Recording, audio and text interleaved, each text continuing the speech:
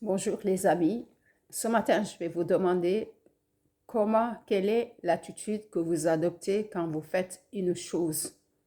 Mon nom est Adélaïde, je suis coach et formatrice de Maxwell Leadership.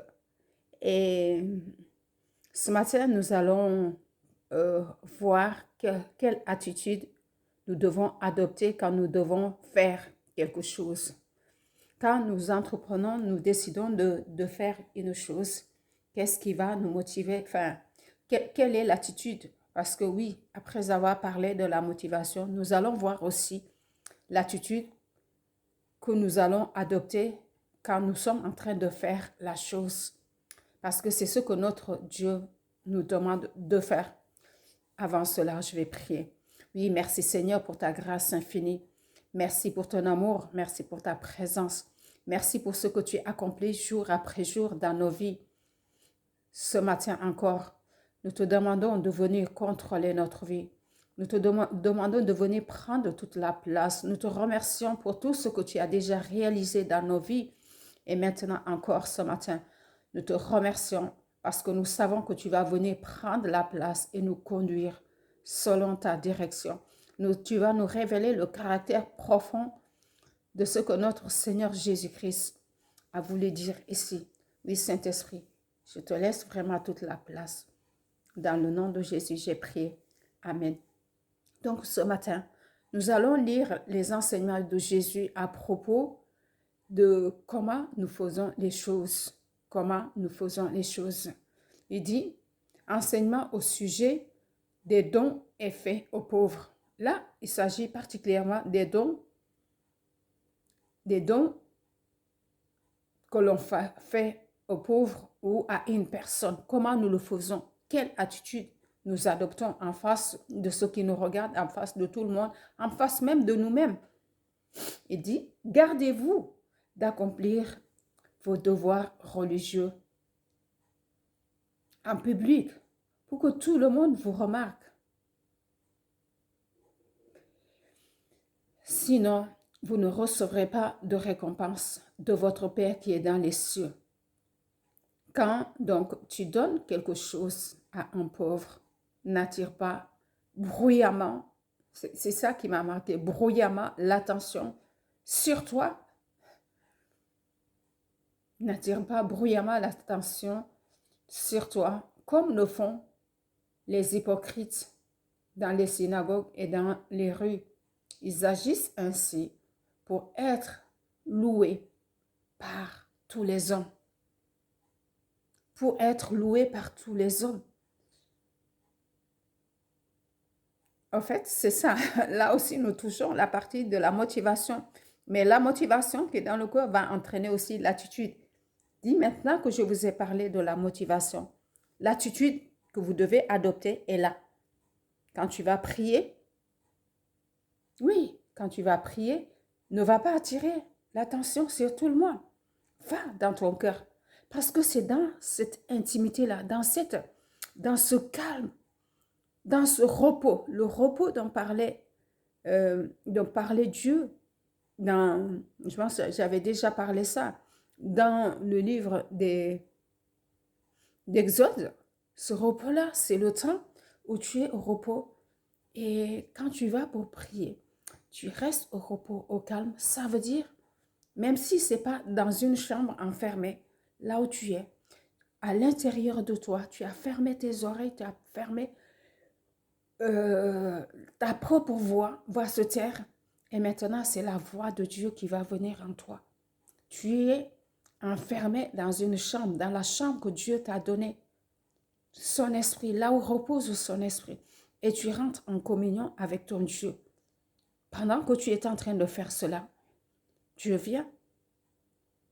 Son esprit vient en toi et te donne. Parce que cette fois-ci, tout en toi s'est calmé.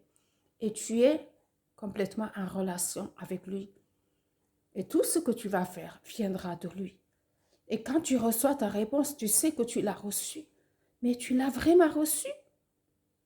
C'est vrai, tu l'as reçu. Et quand tu le reçois, tu n'as plus besoin de t'inquiéter de quoi que ce soit. Tu l'attends jusqu'à ce qu'elle se matérialise.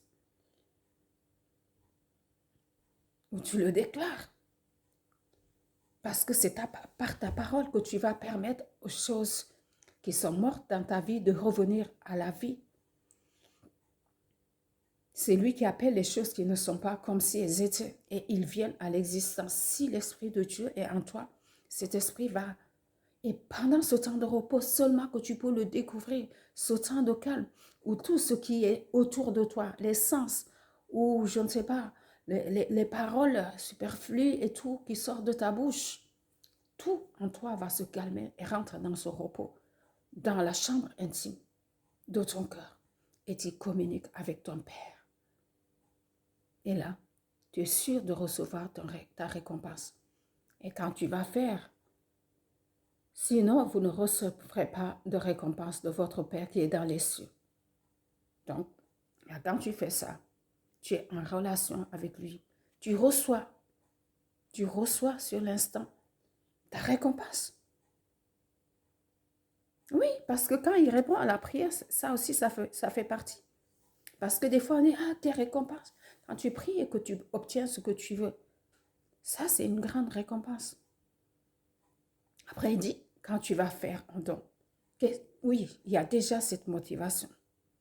Et quand on prend le temps de l'écouter, on ne va pas regarder ce qu'on a.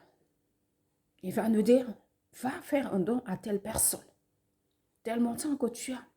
Il y a beaucoup de personnes qui te demandent, mais voici la personne que j'ai choisie que tu vas donner.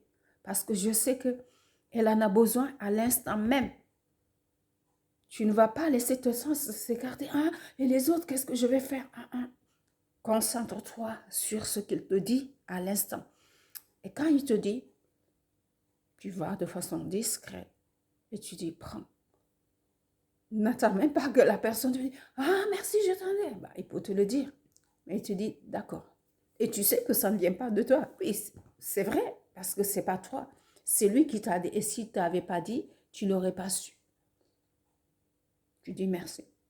Et puis tu continues ton chemin.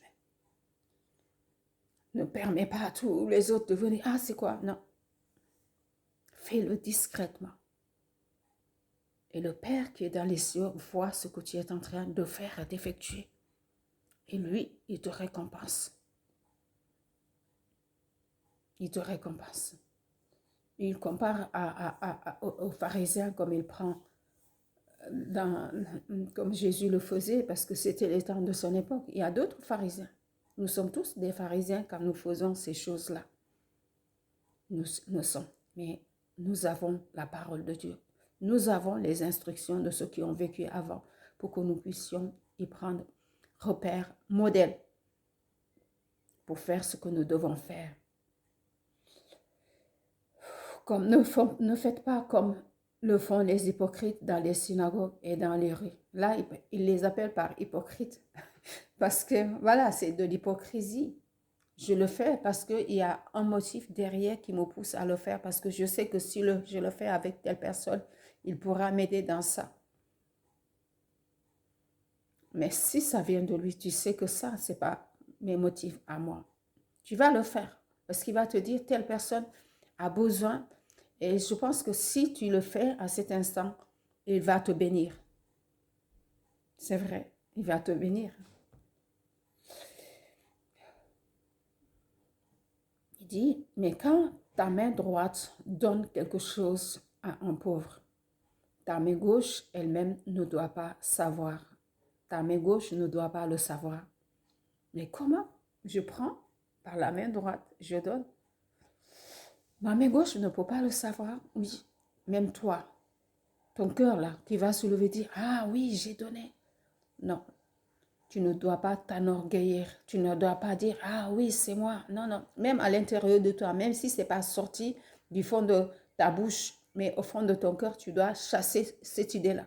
Tu dois faire en sorte que quand tu donnes après, tu oublies que tu as fait quoi que ce soit à personne. Et c'est de ça qu'il est en train de dire.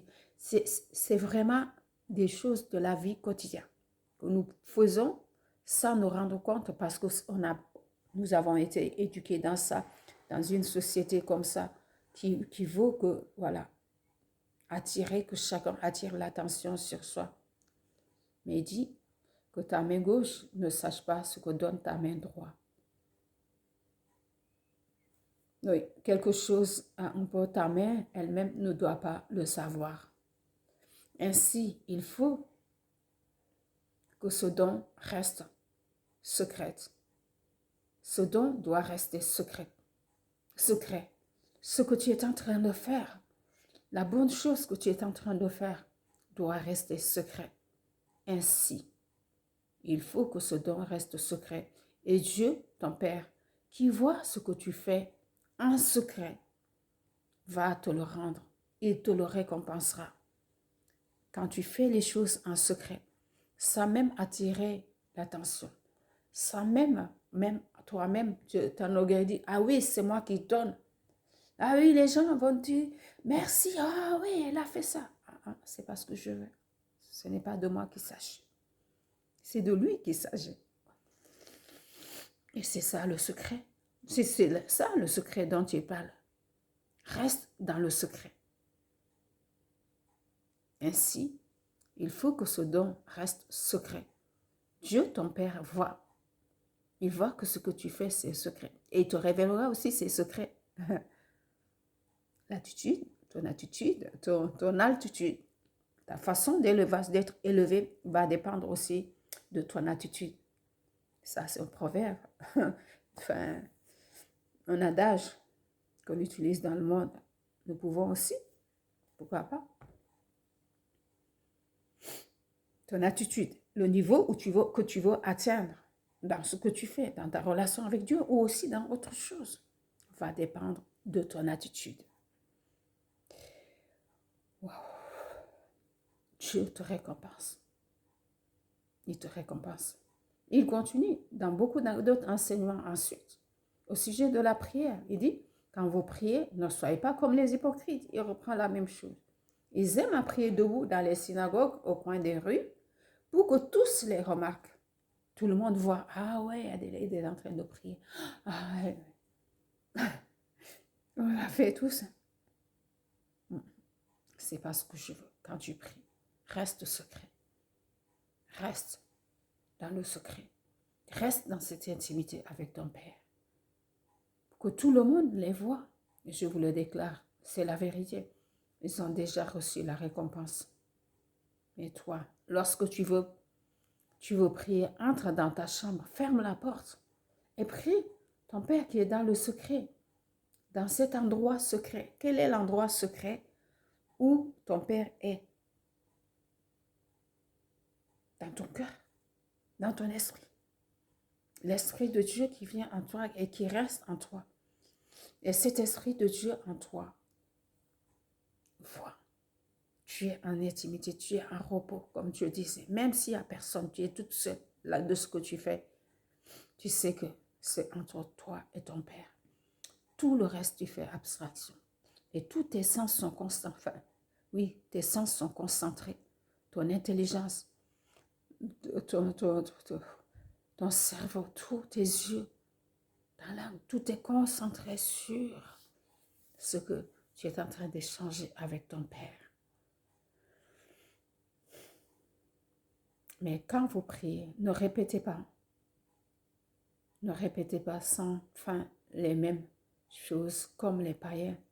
Ils s'imaginent que Dieu les exaucera s'ils parlent beaucoup. Ne les imitez pas, car votre Père sait de quoi vous avez besoin avant même que vous lui demandez. Voici comment vous devez prier. Je ne vais pas reprendre sur le Notre Père parce que je pense que je l'ai assez développé avec vous. Ne répétez pas. Comment ça se passe? Parce que la plupart du temps, nous commençons à prier sans même rentrer en relation avec notre Père, sans rentrer dans cette chambre secrète, jusqu'à ce qu'on sait que sa présence est là. Et l'Esprit de Dieu à nous sait de quoi nous avons besoin. Il va te dire, et si tu sais ce dont tu as besoin, après tu pars. Tu pries tout simplement, tu dis merci Père, comme le faisait Jésus, parce que je sais que tu m'as donné ça. Mais si tu viens avec toi tout un tas de panels de sujets sur lesquels tu veux prier, sans même prendre le temps de voir avec le Père, avec quoi, avec pourquoi, pour qui et comment.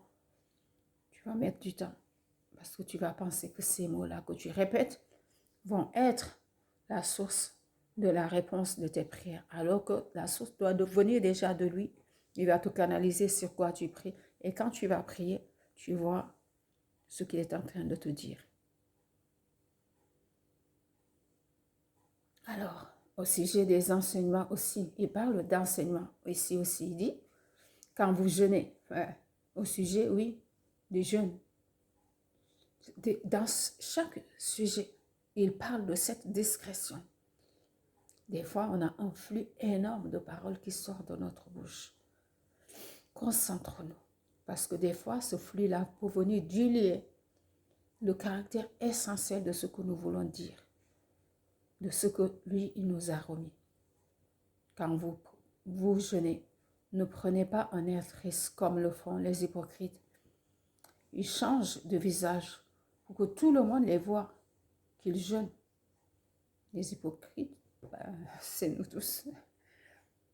Quand nous le faisons, comme font les hypocrites.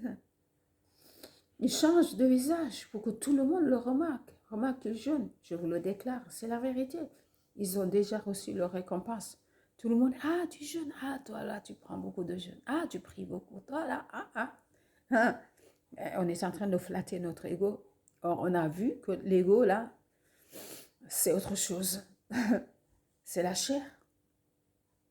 C'est là où Satan va pouvoir toucher. Donc là, non, il ne faut pas attendre notre réponse de la part de Dieu parce qu'on l'a déjà reçu de là où on le voulait. Là, on l'a focalisé. Quand tu jeûnes, mais toi, quand tu jeûnes, lave-toi le visage, purifie-toi la tête, afin que les gens ne se rendent pas compte que tu jeûnes. Seul ton Père qui est dans les cieux voit. Seul. Mais toi, quand tu jeûnes, lave-toi le visage et parfume ta tête, afin que les gens ne se rendent pas compte que tu jeûnes. Seul ton Père qui est dans les cieux, dans le lieu secret, au fond de ton cœur. C'est vrai, Dieu n'habite pas en un endroit lointain où on va le chercher ou au ciel, comme on le pense. Oui, il est assis au ciel, mais il est aussi en nous par son esprit. Il voit ce que tu es en train de faire. Des fois, nous sommes attirés par notre conscience. Si ta conscience ne te condamne pas, moi non plus, je ne te condamne pas. Mais si à un certain moment, ta conscience, Dieu qui est à l'intérieur de toi, il va toucher ta conscience pour te dire, ah, attention à ce que tu fais. Écoute. Ne dis pas, ah, c'est ma propre pensée. Tu peux remarquer ce qui est de ta pensée. C'est pas pareil, parce que ce qui est de ta pensée et ce qui vient de l'ennemi, c'est surtout cette espèce de peur qui va te faire tourner à gauche, à droite. Mais quand ça vient de lui, tu sais que ça vient de lui. Écoutons notre conscience. Écoutons ce lieu secret où il habite à nous pour recevoir ce que nous demandons. Lui.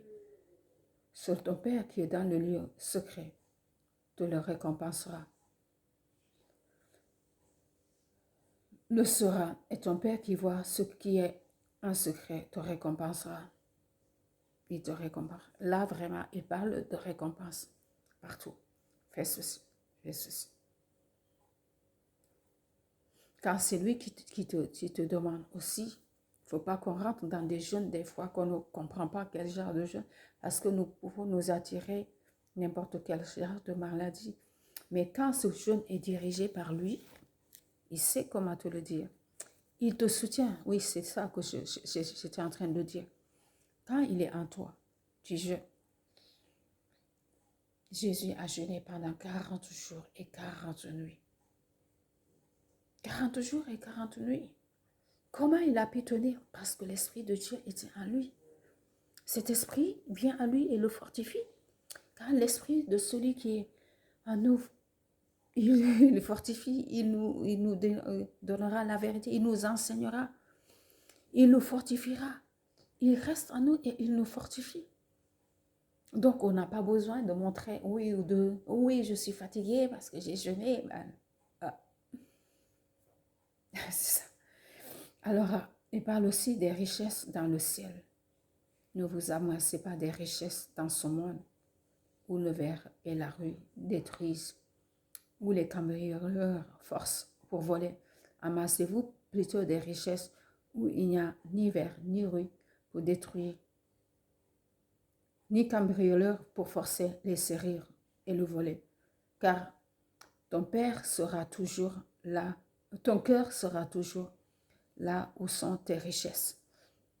J'aime bien le livre de Français Courant parce qu'il détaille les choses et tu les comprends. Il dit les richesses. Est-ce que ça ne veut pas dire que les chrétiens ne doivent pas avoir du tout de richesse? Non, ça ne veut pas du tout dire ça. Mais comment se fait-il que nous ne devons pas avoir des richesses sur la terre alors que nous habitons sur la terre? Ce qui s'agit d'ici, c'est que quand, par exemple, toi, tu es sur la terre, ces richesses-là, si tu les as de ta propre force, de ta façon de réagir, tu dis, ah oui, je sais que dans tel domaine, je vais faire ça, je vais avoir beaucoup d'argent pour toi. Mais quand c'est lui qui te dit, tu vas faire cette chose-là, tu vas faire ça, mais quand tu vas le faire, tu auras ça. Mais ça, là, c'est pas pour toi, c'est pour lui. Donc, tu es sur la terre, mais tu as ce privilège de bénéficier. Parce que c'est ça que Jésus disait. Cherchez premièrement le royaume de Dieu. C'est dans Matthieu aussi qu'il a dit. Mais vous, votre Père qui est dans le ciel, sait ce dont vous avez besoin pour votre nourriture, pour tout ce dont vous avez besoin. Préoccupez-vous d'abord du royaume et de la vie juste que Dieu vous demande. Après, ce qui va retomber, il dit, et Dieu vous accordera aussi tout le reste. Ne vous inquiétez pas du lendemain, car le lendemain sera... Ça veut dire, oui, nous pouvons avoir, mais ça ne nous appartient pas. Ce qui est en nous là, ça ne nous appartient pas. Ça veut dire que nous devons rester à l'écoute de ce que Dieu nous demande de faire. S'il nous dit, va, comme je disais tout à l'heure, va bénir telle personne, tu vas partir parce que ce n'est pas ton argent. Ce qui appartient à Dieu reste à Dieu. Et c'est ce que Jésus a répondu à ceux qui sont venus pour le tenter, enfin, pour le mettre, tendre un piège. J'ai dit, mais pourquoi vous voulez vous me tendre un piège? Montrez-moi. Et c'est qui ça? Il dit, mais rendez-lui ce qui lui appartient. Et je sais que votre cœur est dans tout ça. Alors, rendez ce qui appartient à chaque personne, à Dieu. Rendez-lui ce qui lui appartient. S'il vous a donné quelque chose, ce n'est pas pour vous. Mettez-le et c'est lui qui le gère. Et quand tu vas commencer à suivre ce qu'il te dit et tu fais à l'instant où il te dit la chose dans ton cœur, et par contre, si tu ne, comme il ne prend pas le temps avec lui, tu ne peux pas l'entendre. Comme je disais tout à l'heure, le livre secret. Je te dis, va donner. N'attends pas. Parce que ce n'est pas à toi. C'est de ça qu'il parle. Que si c'est pour nous, oui, le voleur va venir, il vole parce qu'il a accès. Parce que nous ne sommes pas connectés à lui. Nous sommes la lumière du corps. Les yeux sont la lampe du corps. Si tes yeux sont en bon état, tout ton corps est en bon état. Mais oui, ta lampe, si tes yeux sont en bon état, tout ton corps sera en bon état. Mais si tes yeux sont malades, tout ton corps sera dans la nuit, c'est ça. Or, vous êtes la lumière. Si donc la lumière qui est en toi n'est qu'obscurité, parce qu'au fond de ton cœur, il y a quelque chose qui se lève toujours pour le couvrir, parce que on est toujours en train de penser ce que l'autre est en train de faire, au lieu d'écouter ce que Dieu nous donne. Ça veut dire, voilà, c'est de ça qu'il s'agit. Cette lumière-là ne pourra pas briller. L'Esprit de Dieu, tu as reçu Jésus-Christ. Tu as donné, tu es devenu sa fille ou son fils. Mais cette lumière ne peut pas briller en toi parce qu'il y a quelque chose au fond de toi qui vient couvrir ça. Alors nous devons être à l'affût pour écouter ce qu'il a à nous dire et obéir, pour que cette lumière puisse resplendir partout où nous passons, pour que ce caractère de Dieu puisse se refléter au travers de notre vie. C'est de ça qu'il s'agit. Ce n'est pas quelque chose de difficile, mais il faut de la discipline pour pouvoir le faire. Nous pouvons le faire. Nous devons choisir entre Dieu et l'argent. On ne peut pas servir de maître. Cela ne veut pas dire que les enfants de Dieu vont rester à prier du matin au soir sans rien faire. Nous devons travailler avec lui, selon sa volonté. Oui, Seigneur, je te remercie pour ces paroles. Merci pour ces instructions que tu nous donnes. Dans ta parole, il y a des richesses, il y a des secrets. Mais c'est seulement ceux qui vont rester dans ce lieu secret avec toi que tu le révèles. Je prie ce matin pour nous, tes enfants, pour que tu puisses vraiment ouvrir nos yeux, pour que nous puissions, tu nous donnes une discipline pour que nous puissions aller dans tout ce que nous réalisons dans ce lieu secret, pour te laisser, toi, conduire toutes choses, que ce soit pour nos enfants, pour nos familles, pour nos maris, pour nos proches, pour les âmes, que ce soit ce qu'on va donner, que ce soit dans la prière, dans la relation avec toi, que ce soit ce que nous allons entreprendre, que ce soit par rapport à l'argent ou la lumière que tu as mis en nous. Nous voulons que tu nous aides, Seigneur, à chacun d'entre nous, mon frère et ma soeur, à pouvoir recevoir cette lumière et à la laisser briller au travers d'elle pour qu'elle puisse refléter cette lumière au travers le monde et pouvoir aider aussi d'autres personnes qui sont dans cette requête. Je te remercie et je te rends grâce dans le nom précieux de Jésus, j'ai prié. Amen. Amen. Wahawa wanukanale walale unabola la temit walale ungesal la temit walale ubebenal nujukelal hindina sala solola tandamu jujomu jilop joji jamo animu wahman nujokawo mem kalaw lako mulu law lungatanga yoni ay kaja seni wahando mulu law nando mulu ngejul nous remercions au balai parce que lu hasikana ko la seni abano hawu kamenje mul kalaw no la paix atemit la hite no la kukila kolo la hite no la hinduna si hola solo la minu ilu kana lo handa fanyu ikajakata nyolo Yesu ndiye mulika law. Amen.